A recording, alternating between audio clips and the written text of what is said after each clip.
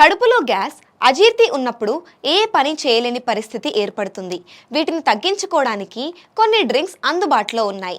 ముఖ్యంగా అల్లం, పెప్పర్మింట్, పసుపు, జీలకర్ర.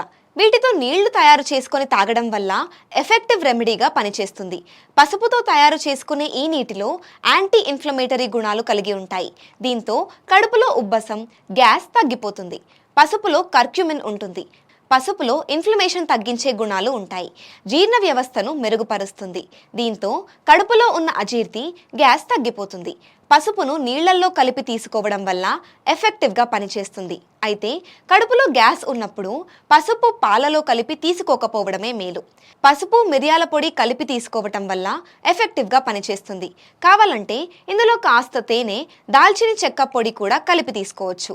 రాత్రి పడుకునే ముందు ఈ పౌడర్ తయారు చేసుకొని తీసుకోవాలి.